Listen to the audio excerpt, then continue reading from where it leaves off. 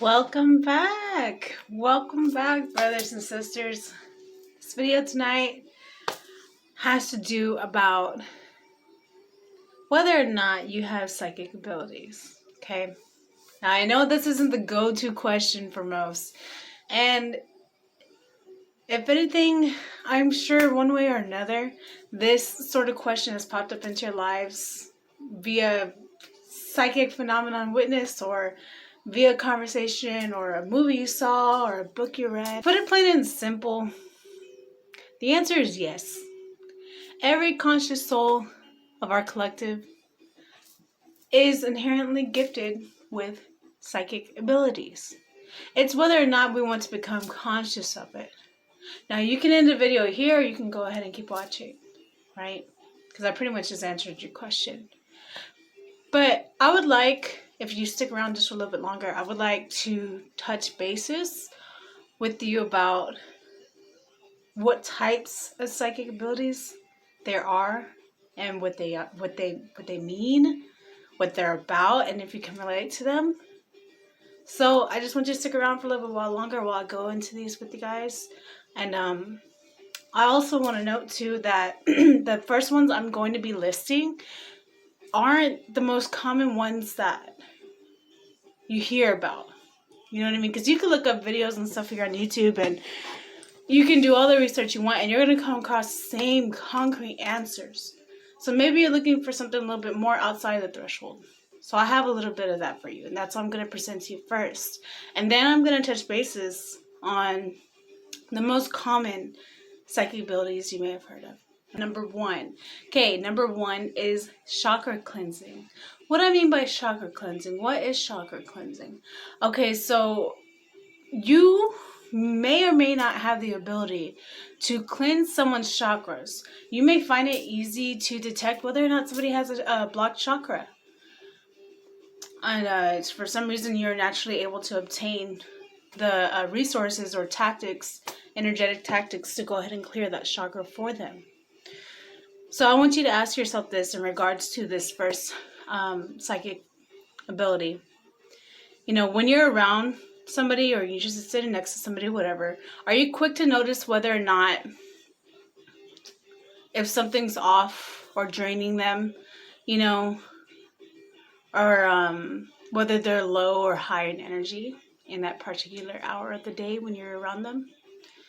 If all answers lead to yes, then most likely you have the gift of chakra cleansing, because you're able to pick up on that very quickly, meaning you can sense certain blockages, the draining, or you can sense certain open portals, chakras, channels of the body. Okay? Number two is automatic writing. Basically, it's the phenomena of being able to write directly from source, from spirit, any messages. So you act as a conduit, in other words, to jot down any messages, like your hand has a mind of its own. If you're going to dig into automatic writing personally, if you feel called for this, or maybe you already naturally have this, just be careful. You know, when approaching it, approach it with respect, approach it with protection. Most importantly, protection, meaning saging yourself, having a black tourmaline crystal on you, because you ain't trying to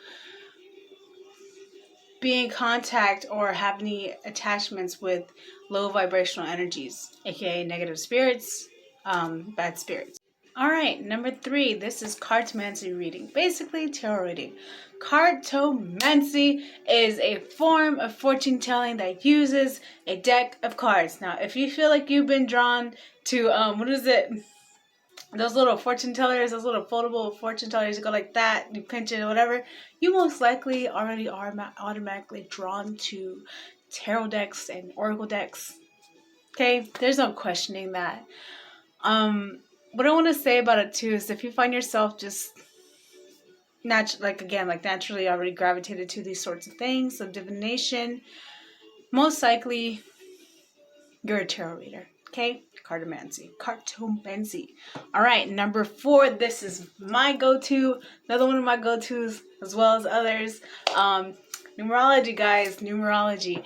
Numerology is just one of the most blessings of my life. It's been around me since I was a kid, and it took me almost a decade and a half later to figure out just what the heck numerology was. So, yes, for those of you who know me personally, y'all know that numbers guide my path. They guide my life. You know what I mean? Without a doubt. Numbers through numerology guide me on all sorts of aspects, and I'm sure they guide most of you, whether or not you notice it or not. Okay? So, numerology is a mystical relationship between a number and a concurring event. Have you noticed a lingering, reoccurring number or number sequence around certain situations or life events? Then, my fellow seeker, whoever's watching, numerology is probably one of your go-to psychic abilities. Okay? Also, pro tip, please, if you notice any of these sequences, any numbers that come to mind, please look it up. Go look it up. You have Google right there on the phone, the very phone you're watching this on. Go look up the number sequences and see if they resonate with you, any of the messages that come with them, okay? All right, number five, give me a high five with myself. Yeah, it's like that sometimes. Number 5, dream walking, otherwise known as journeying or astral traveling or astral projection, lucid dreaming, you know, the works. So what I want to say about dream walking, I love it. I loved it ever since I was very little.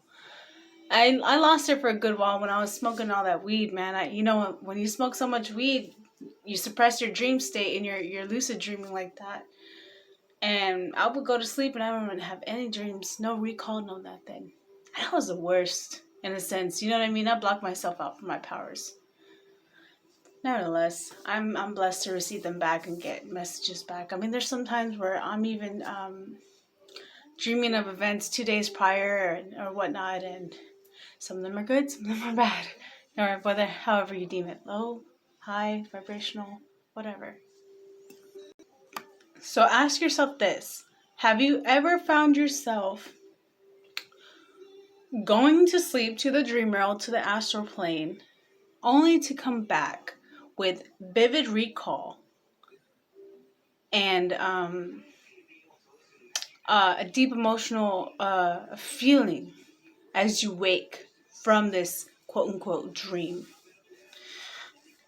If it's like that, I would suggest, if you feel called for dream walking and astral traveling and whatnot, I would suggest getting a dream journal started, you know, writing down your dreams and deciphering any messages or clues you're leaving with from the astral plane.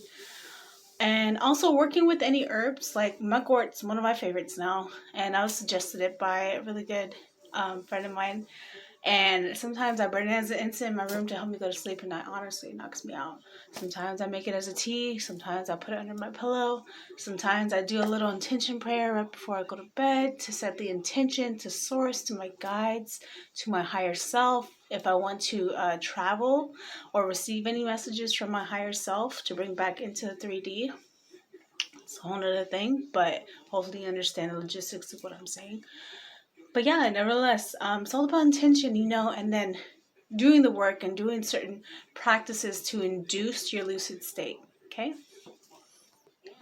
All right, last but not least, these are the last few psychic phenomena, abilities that you are leading to that I want to share with you really quick. I'm going to touch bases on this. I want to say thank you and congratulate you for getting this far in the video, because I know my videos are very long, and thank you for sticking around.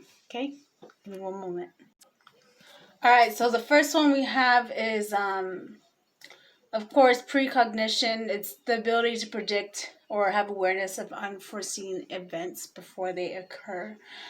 Then you have mediumship, which is basically the overall thing of being able to directly contact spirit, you know, and get any messages from spirit. We have energy medicine as well, which is the ability to heal with one's own empathetic and etheric, astral, or mental celestial energy. Okay? And then we got psychometry, which is reading energy from touching certain objects. So like, I mean, this is just an example. Y'all have seen this myself the night before. Let's say this belonged to somebody and this was some sort of, on some sort of, I don't know, somewhere. Let's say I found it while hiking. I know I'm not going to find that big of a piece while hiking. Or let's just say you found some sort of rock or some sort of item while hiking and you happen to pick it up and automatically you get like visions within your third eye, or you get an automatic knowing or download from this object you're holding. That is most likely psychometry. Okay? So we have remote viewing, which is the ability to see distant or unseen targets with extrasensory perception. Okay, this is third eye viewing. So you basically see with your third eye. Okay. Clairaudience is what I was mentioning earlier. It's the ability to hear messages from spirit. It's sometimes like listening to a radio for me. Sometimes I'll hear like a quick like little surge, and it'll be like a few words or something, and I'm like, oh, okay. But it pertains to whatever's I guess going to happen next. And like sometimes like, okay, this is a funny example. It was funny to me when it happened. But I remember I was sitting at the dining table and I was writing my notes for, this is a while back, like a month ago. And I was writing my notes for something and I wasn't hungry. I'm just going to say this now.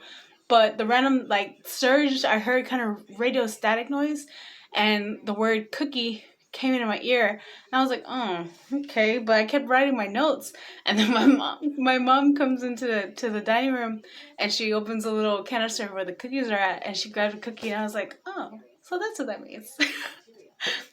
Just a funny moment. All right, so we have clear empathy. It's the ability to sense emotions from others and spirits, okay? Clairsentience, it's typically your gut feeling. That's what clairsentience is. You know, it's basically your sacral and your solar plexus after active work, because those are right here in the gut area. Those are being activated to go ahead and transmute any messages from your guides from source directly to you. All right, what else? Did I miss anything? No, I think that was all I got. Okay. Yeah. All right. All right, fellow seekers. It looks like it's time to wrap up this video. For now, I hope you found this very informative and hopefully you're leaving from my video with something more than what you had when you came. Maybe some more insight about your psychic abilities and whatnot, and if you relate to any of them. Yeah, if you have any questions, go ahead and DM me on my Instagram. I'm open to conversating about any of these. Open for any questions, honestly. But yeah, until next time, seekers, okay? Y'all take care of yourselves. Bye.